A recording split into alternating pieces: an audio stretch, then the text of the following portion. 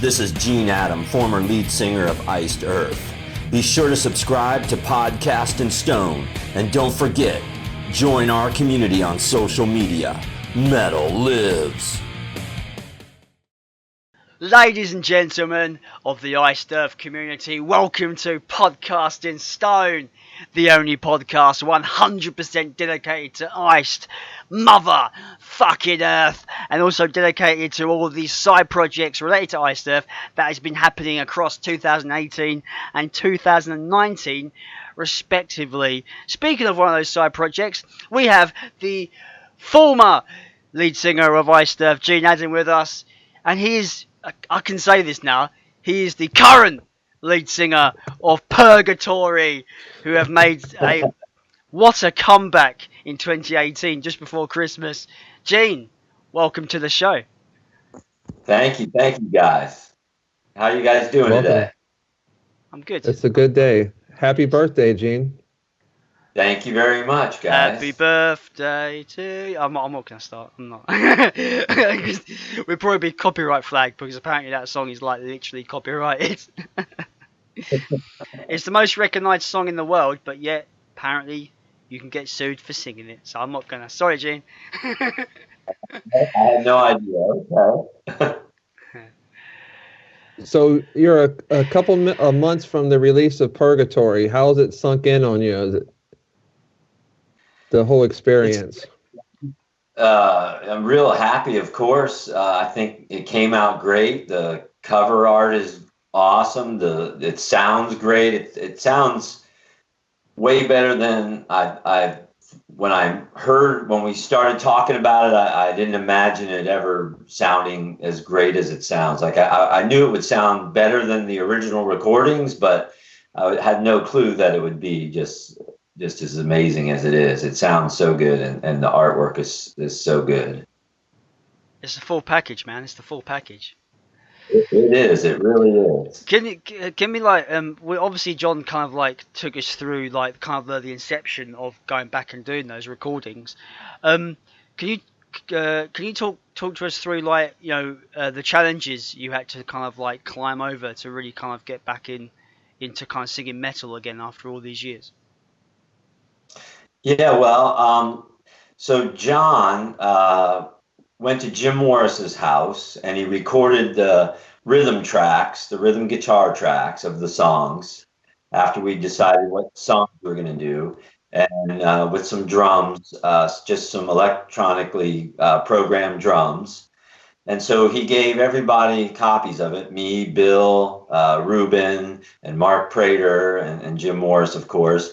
And for probably while he was on tour, we just practiced. We just practiced it, and every day I'd bring it to work and practice in my work truck, and just I knew I could do the low parts, but I really had to get my screaming back to where it used to be, because I haven't done it since Unearthed, which was 2005, 2006. So I just really had to work on that. That was the big thing. So I just kept working on it. Were you surprised at all the King Diamond comparisons? Yeah, because I love like Merciful Fate. Like I love the first album, Melissa, and probably Don't Break the Oath was pretty good too. But I was never really a big fan of King Diamond's voice. Like I thought it was okay, but just wasn't. He's not like, I wouldn't like write him up as one of my favorite singers or anything like that. So and when I was doing those screams, and they sound different once there's like a little effects on them and stuff like that. I didn't think they would sound so much like King Diamond when I did them, but even in the studio, we were kind of joking about it, how they sounded kind of King Diamond-ish. But I guess that's just over time. That's how it's evolved. I don't know. My voice has changed over the years, so that's what it's evolved into. It's I think it's a really cool comparison. I'm a big King Diamond fan, so I can kind of see where people are coming from. And when we had Bill Owen on the show, we were saying how you've kind of got this technique where I call it falling off the cliff vocals, where it's like, ah! That's Right. exactly it. That's your falsetto. It's like the falling off the cliff falsetto, and it's great. I love it. I love it to pieces. Yeah, on a lot of the stuff, Jim and John were trying to work with me to not break that habit. It's like a habit that I have, but to try to, hold the notes out longer and straighter. And so that was one thing we worked on some of the stuff, and then we left it in where it was appropriate, like on the screams and stuff like that. So yeah, it's just, I guess it could be considered a bad habit. I don't know, but it's just like something that I fell into, and it's kind of, hard to break that habit. So I guess it's just become my style. Yeah, I think Signature. Yeah, I think Yeah. it's what makes you unique. I think, Gene. That's Exactly. that's what I love about the first Iced Earth record. I love those kind of those notes that you don't go up, you go down, you go ah. And I just love it. I think it sounds really good, especially when you've got all the music going. It works. My favourite part of your kind of performance is the sharp, harsh attack that you have in Jason's mind, where it's like the pain and the fear, the rise of spite, where it's just nasty, just it's like Yeah. yeah, just you don't hold the note. It's just like you just attack the mic with this just vicious, snarly, just awesome. That's my favourite part of In Jason's Mind. I wait for it. I'm like, it's just like Mine too. it just like it gets me all fired up and stuff. It's funny because I've listened to the EP like so much now, to the point where I'm scared that my vinyl hasn't got much left in it. But like, my favourites keep changing. Like my favourites were In Jason's Mind, Burning Oasis. Now it's more In Jason's Mind and Jack. Jack's really grown on me, and I think John did a really good job on Jack. And what kind of led to John doing lead on that track? Well, like if you listen to Jack on the old Purgatory demos, I never really liked the way I sang it. I really didn't like the way it sounded. So we were trying to work on that, like trying to kind of capture what John hears when he hears it, like for me to sing it the way John hears it in his head since he wrote it. And so I tried a couple times, and we was like, no, try it more like this, more like that. And I'm like, well, why don't you sing it and let me hear you sing it, and then I'll try to do what you're doing. And so he sang it, and we're all like, wow, that sounds like really good, man. Why don't you just sing it? And then I'll do like some falsetto stuff and some scream, just kind of almost like backup vocals. So that's how it ended up happening. He did such a good job, and then he did a couple other tracks of like a whisper voice, and then so we just stacked a bunch of tracks together, and it just sounds really good. It really came out good. The great thing about I think because obviously John's a very different singer to you, and I think you complement each other really well, where he's doing these really kind of harsh, kind of low, kind of just snarly kind of vocal, and you're doing those kind of complementing with the highs. And it's got one of my favourite pieces, not so much the lyrics, but I think the lyrics are good because the way John sings it is awesome. It's just like one more block and you'll be safe if you get that lucky, but you don't. You poor thing, Jack Sax is shining brightly. So good. I love it. So Very good. I love it. It's awesome. When you guys decided to do this project, Gene, how hard was it to pick those 5 songs, or was those just automatic songs? How did that come apart? Yeah, I think John touched on a little bit. Like some of them, we knew we were going to do In Jason's Mind and Jack and Burning Oasis. Those were the songs that were originally recorded, and Dracula.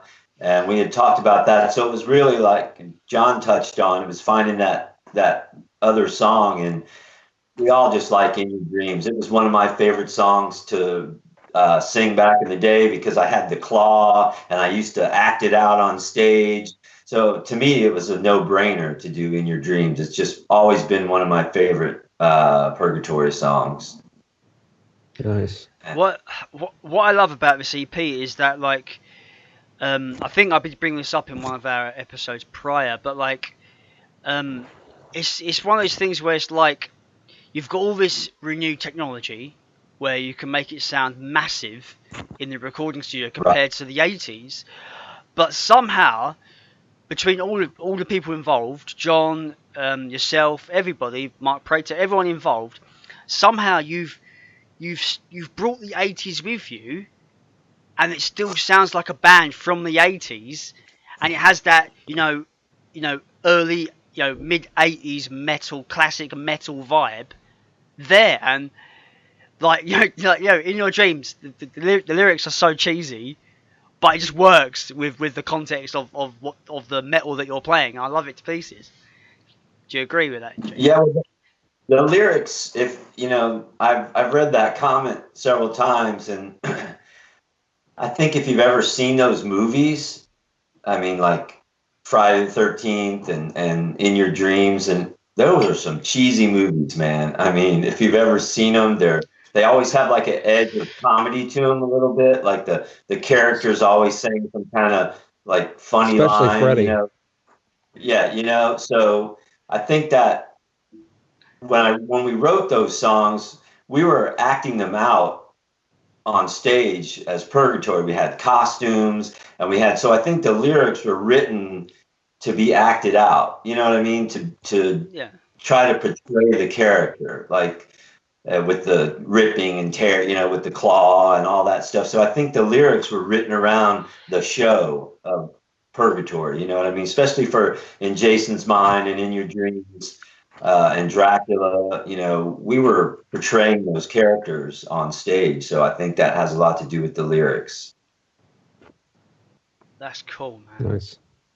I just love how classic metal it is. Like you've read my review that I wrote on it, and I did at the end. I said it is classic metal, perfected 30 years in the making, because that's what it feels like. It's taken you all this time for it to be realised in a proper release. And it's just, if people want their classic metal, you guys have got to pick this EP up, because it's the definition of 80s heavy metal in my mind. But it's been thrust into the 21st century, and it's fantastic, man. It's a perfect mix of both. You should be super proud, man. Like you've done yourself proud. I think you've done everyone that's defended you, myself included. When growing up being an Iced Earth fan, the first album got a lot of hate. You probably know this yourself, Gene. And I've defended you like, no way, the first album is awesome. And I hope people can take this EP and listen to it and go, wait a minute, this is just Gene album, guys. That's fucking good. I hope they look at you differently, man, because you deserve it. You deserve all the recognition that you can get, man. Well, thank you. And I hope people enjoy that we did it because it was fun to do, and we want people to kind of get a glimpse of where it all started. And I hope people enjoy it. And if they like my vocals, that makes me happy. And if they don't, I'm used to getting hated on, so it's not so bad. If you can still hate on me 30 years later, then hey, I'm doing pretty good. At least you're in the conversation, right? That's right. Speaking of that, it's 2019, and you are about to become the lead vocalist for 2 Iced Earth related releases in a row. How surprising and just how cool is that to you? It's crazy because, like, before we started talking, before I even started talking to Chuck, which was, before the podcast even started, I would have told you were crazy if all this would have happened. A little over a year for all this to have happened, I would have told you were crazy. So it's just remarkable. And now with the End of the Round thing coming out, and now everybody's seen the artwork. And it's just cool to still be involved in it, because now that me and Jon are friends again, and it's really cool just to see how his career has evolved and how the band has evolved, and to be able to be part of it again. It's very cool. Speaking of John, though, the guys, I'm trying not to swear. I'm trying to hold back, guys. I am. Speaking of John, the guy's a machine, right? Yeah. Like, is he Yeah. human? Is he human at all? Like, He's only got 4 bands. Don't give him too much Right. credit. He was on tour. He was on tour. So he comes to Tampa for the holidays, records those rhythm tracks, goes back out on tour, comes back to record the EP, and then goes back. And he's like, and now it's just amazing. He just like, I don't know. I guess he sleeps sometime. I don't know. yeah, he's Jon Schaffer. He doesn't need sleep. I don't think so. Yeah, because like I sent him out a care package recently, and we were just having a little chat on Skype, and he goes to me, I'm like, man, like the guy doesn't stop. He goes to me, yeah, we're gonna be recording the drums for Demons in March. I was like, oh, that's cool, nice one. And he goes, yeah, probably got the next 7 years planned out. I was like, 7 years? Bloody hell! Like, slow down, man. He literally does. He has. That's crazy. That's crazy to me. Absolutely. So, what's the current over/under on another Purgatory record? Is it a strong possibility, or is that still years down the line, or what's your thoughts on that? Well, the timing of it, if it happens, will be down the line a little bit because of all the stuff going on with John, Demons and Wizards. If it is a full album, it takes a long time to record and master and mix and all that stuff. So, but sales are going really well. John gave us some numbers. They're going really well, and he has a number in mind of copies we need, physical copies we need to sell to make it profitable to do a full album, and we're pretty close on those numbers. But as far as timing of when it would come out, it wouldn't be any time like in the next year or so. It'd probably be a couple of years before it would come out, I would imagine, because 2019 is pretty much booked up, I'm pretty sure, for John. So Yeah. What year is not booked up for Jon Schaffer? That's the question. Well, that's what somewhere in the middle of the next 10 years, if we do one, it'll probably be squeezed in there somewhere. He was telling me like, oh yeah, he's got like 7 years planned out, and he was saying like, I'm probably gonna need another escape to the mountains again. He was saying to me, and he goes, oh, I might not come back this time. I was like, yeah, they're gonna just send out a search party. I made a joke on when we were chatting to him off air. I said, because you were saying about this going into the mountains, it's really therapeutic to not to be around any humans and not to be around the cities or anything like that, just to be in the wilderness on your own, just taking in nature. And he goes, right. And he goes to me, oh, maybe I won't come back. Maybe I just won't come back. And I was like, yeah, then it'll be like a couple of years after you've left, there'd be a documentary going, what happened to Jon Schaffer? And it's just like it becomes this like Bigfoot myth where they think he's he's been spotted once or twice in like the mountains, just wandering around, like like I'm talking shit now. What's going on? But yeah. Now, Gene, we had David on about 6 months ago, and he let us know that you two are working on a project together. Can you let us know the status of your guys' project? Well, I just spoke to Dave this past weekend, and he got hurt at work. He fell off a ladder at his job. So that project is kind of on hold right now, but it's definitely something we're planning for the future. We were getting started on it, and then he's gotten injured now. So he's kind of healing up now, and he hurt his arm. So he's kind of working on getting back to playing now. But so I'm sure, it's going to happen. It just it may take a little slower time coming around than what we thought. So, but it's definitely something we're working on. I just want to say on behalf of the community, all the well wishes to David for his recovery on that. By the way. Yes. Yeah. Get well, David. Just spoke to him this weekend, so he's doing all right. He's on the mend. Music-wise, is that toward the heavy end, kind of unearthed style, or what kind of recipe would you say is in there for rock and roll? Yeah, I would say it's that style, the unearthed style. Dave writes a real specific style of music. He's into the slower, Black Sabbath-y kind of sound, more melodic, really heavy, but not so much double bass. More like that style. I'd say to compare it to something like Black Sabbath style of music, more slower, heavier, style. Kind of like Unearthed was. Okay. A lot of people are anxiously awaiting that release for sure. I know I can't wait to hear some of it.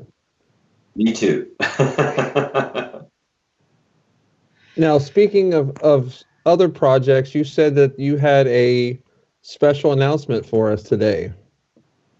Well, yeah. So Saturday, I was at Jim Morris's house, Morris Sound Studios, Jim Morris, and I was recording a song to be, hopefully, if Luke likes it, it'll be put on his new upcoming acoustic album. I sang a track. He sent me the music, and I sang the track Saturday. And if he approves of it, he'll put it on this album. And if he doesn't, we maybe never hear of it again. So, but I think Jim's going to be sending that up to him here in the next week or so. So now, obviously, you guys weren't in a band together. How did that come about for him to ask you to do that? He actually contacted me on Messenger, Facebook Messenger, and said, "Hey, we talked when we saw each other on the Incorruptible tour in Atlanta. We talked about maybe doing something acoustic together, and he said, I'll send you a track, man, and if you're interested in singing on it, let me know." So he sent me the track with his vocals on it, and then he sent me the same track with no vocals on it. So I just took it into the studio and I did kind of my own thing with it. So hopefully he approves of what I did with it. It's basically the melody that he gave me. I just Gene Adam'd it a little bit. So we'll see. Outstanding. The gene of the Adam. Yeah, did you listen to his previous acoustic stuff, his EP? I did. I like it. Yes, it's really. I thought it was really good. His singing voice really took me back. I'm really actually blown away of how good he sings. He does Absolutely. sing very well. For a guy that I only know, plays guitar in one band, plays bass in Iced Earth, and does backing vocals, I didn't expect him to have such a good singing voice. You know what I mean? So I was really surprised. I saw him live at Bloodstock Festival here in the UK in the summer last year, and he's a workhorse, man. Like he's all about the fans. Like he when he finished his set, he just hung around and shook everybody's hand and took photos. And he's a really nice dude. I've got a kind of tribute to him there. I see it. I think you must have seen it on the group. But yeah, I did see it. One of the nicest guys I think I've met. He's a really cool dude, and I really hope he's happy with what you've done there, because I really want to hear you sing on some. Yeah, it'd be really cool to hear you on his album, man.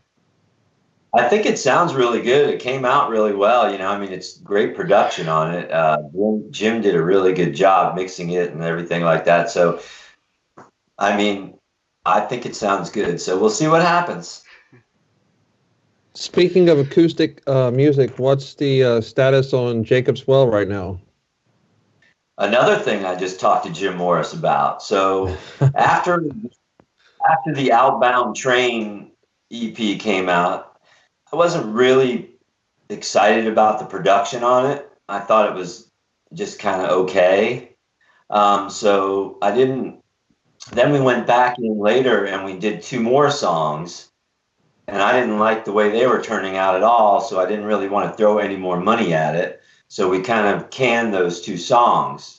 And then I've been talking to Jim Morris, and he said he would love to produce and record a Jacob's Well probably be another EP, but he's busy through March. He's working with Jon right now, and then he's got some stuff in March. So if we do, Lord willing, get to do another EP, it'll probably start working on it in April. So we have songs. We have lots of songs. So we just got to get Jim Morris when he's not busy, and hopefully we can. And hopefully that'll be in April, and we can start working on it then. So that's the plan. So we'll see. Outstanding. I just want to Yeah, say, I'm excited. I just want to say, I am coming to the land of America in September. I know. In September, I'm going to be in Florida. I don't know. Obviously, I would like to, meet up with as many people as possible. Yourself, Gene, Bill, Mark, whoever. Chuck Hoskins here, definitely Chuck Hoskins. I've got to meet you for the first time in real life, my friend.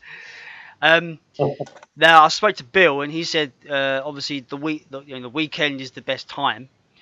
Now there's a weekend like right in the middle of when I'm going to be out. I'm going to be out from the 25th of September until the 9th, and there's like a weekend in the middle. Like I come in on the Wednesday, and there's the weekend there.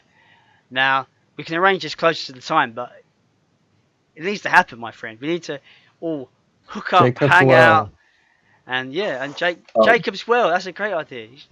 Arrange a gig for that. Arrange a gig for that time, and we can have a good old time. It'd be cool. Yeah, we'll definitely make it happen. If we can't do the Jacob's Well thing, we're definitely going to hang out, go get a couple beers together. We can't wait. We're all looking forward. Me, Bill, we're looking forward to it, man. Expect a tiny British man, because you're all probably going to tower over me. I said this to Chuck. I was like, you're probably going to be up here, and I'm going to be looking up to you, going, hello. And then he tells me, I'm 6'1", sir. I was like, see, you're going to be. I hate being a small guy. God damn it. Bill is like 6'6". So. Damn it! See, he's going to tower over me too. I'll just go and see Brent Smedley. He's more my height. It's fine.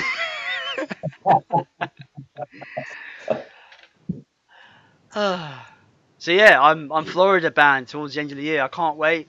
My first time out of the UK in 10 years. It's fucking scary. But I got my parents and my brother coming with me, so it isn't too bad. But awesome. I'll be coming to Tampa on my own. I'll be coming to Tampa on my own though. Get a train down. Easy enough, right? Yeah. Is there any chance of any kind of live Purgatory show sometime down the line? Yeah. Probably not. Probably not. Jon probably touched on that, I believe, in his interview I saw. Jon shut it down. I don't think so. But I don't know. Even Bill said, to me, Bill was quite blunt about it. Bill was like, it's 5 songs. Who's going to turn up to a show for us to play 5 songs? Like, he's got a point, right? He's got a point. He has got a point there. As much as I would love to see it, I understand the reasons why it can't happen right now. Do you know what I mean? I totally understand that. Everyone's busy. Everyone's got their lives. Right. You touched earlier about the Enter the Realm artwork. How awesome is that? Were you quite surprised when you saw that? Yeah, Jon sent me a picture of it on my phone. I was just blown away by it. I mean, it's just like the detail, like even blowing it up and looking really close at the detail of it. It's just amazing how like it looks so great. It's just that those artists of his are just amazing. Yeah, the Purgatory especially, which Jason, you touched on that today about the Enter the Realm being in the window. That's so cool. Yeah, that's a nice little cool Easter egg there. Egg, yeah. There's lots of little Easter eggs in there. So Jon likes doing that. I've noticed this, like, I don't think I've found them all. Nothing but the best for Jon Schaffer, man. Like he continues to get the best of the best in any field he wants to work in. He gets the best out of it. Do you know what I mean? Like, he gets the best artists, the best singers, the best produced everything. He just puts everything into what he's doing, and that's why I have the most respect for the guy. He's So always much. says he's a stickler for packaging, and he is, and I love that. I have no I problem think paying a couple extra dollars for a great book and everything that goes with it. I think it comes from him being a big Kiss fan as a kid. He when I first met Greg and John and Bill too, they were all huge Kiss fans, all the three of them, and you know that's what they're all about. Kiss is all about packaging and really putting out a great product for the fans as far as bonus stuff and an album, booklets and stuff like that. So I think John really picked up on that, and it's something great for the fans. You're not just getting an album, or you're not just getting a CD, or and even with the T-shirts. I mean, he goes to a lot of expense to get T-shirts that are really nice T-shirts. I mean, they're not just some cheap concert shirt. They're the artwork on the T-shirts. And we went to ATK where they make the T-shirts, and the way they get the colors in the shirts. I mean, know what silk screening is. It's a screen for each color, and they make custom colors there. I mean, to get these shirts to look like an album cover is Right. quite a production. They're not cheaply made shirts. So John goes out of his way to make sure all his merchandise and everything is top notch, like you were saying, Jason. And you are wearing, in my opinion, the best shirt they've ever put out. 30th anniversary. It's so meta. I love it. The logo's frozen in ice. The frozen, You've got Set it's holding absolutely great. a literal iced earth. It's the best shirt design I've ever put out. I love it. Yeah. Oh, by the way, Gene, something else I love. Thank you so much for this. Absolutely. It's fucking and awesome. Have you noticed Dave's eyes in that? Yeah, Yeah, he looks a bit stoned. I don't remember what we were doing the day we took that. I think it's in the backstage at the Ritz Theater, but I don't know. I'm just saying. Try and zoom in there. We tease him about that place a lot. Obviously, you can see my Purgatory poster there as well on the wall. I have mine here in my studio too. I have an original though. Is it all like aged? Has it been dunked in tea so it looks old? It's all No, aged. It for being an original one, it's been stored very well, so it's in a frame now. Yeah. It's a little yellowed, but not too bad. It looks really good. Cool. I'm really blown away by how the quality of this photo is immense. And that's scanned from a small photo, like from a 4x6 photo from a photo album. That's a scan of a 4x6 photo. It's as close as high resolution as you're gonna get though. Like it's really good quality. Really That's came one of out my good. favorites. That's a good one too. Yeah, I that's like at that the one of Ritz. you and Bill. Yeah, at the Ritz. The Ritz is a big place here in Tampa where a lot of bands performed back in the day, and now I think they've opened it again for live performances. It's a big theater-like venue. I know we are short for time today due to it being your birthday.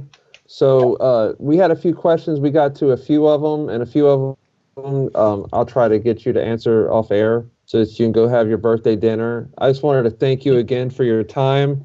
You coming on this show has changed our lives, and we can't thank you. We can't thank you enough for just blessing us with your presence that first time, and it started everything for us, and we can't thank you enough. And our intro is so iconic with you. I couldn't imagine our show starting without hearing your voice. Well, thank you very much. And Chuck, Bill said you can borrow his lip balm if you need it. Now suck. Bill was giving me shit tonight when he called, and yeah. I don't kiss ass.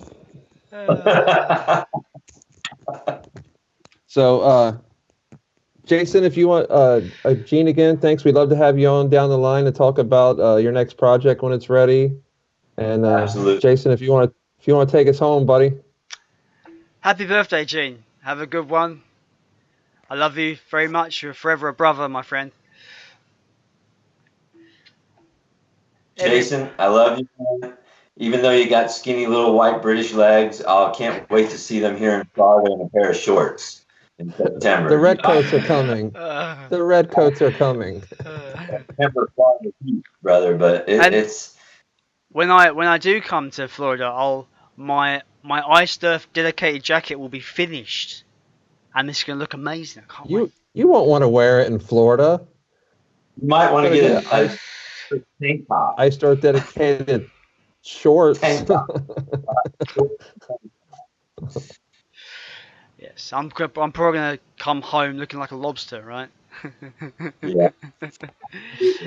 Anyway, everybody, thank you for watching. I have been Jason. This has been Podcasting Stone. I've been joined, as always, by the incomparable Chuck Hoskins, and we have been joined by the awesome. He is awesome. Gene Adam is awesome. There's a T-shirt, you can buy it. Gene, thanks again for coming on, man. It's been a blast. You are forever a brother, my friend. I love you to pieces. Ladies and gentlemen, until next time, stay metal because metal lives, my friends.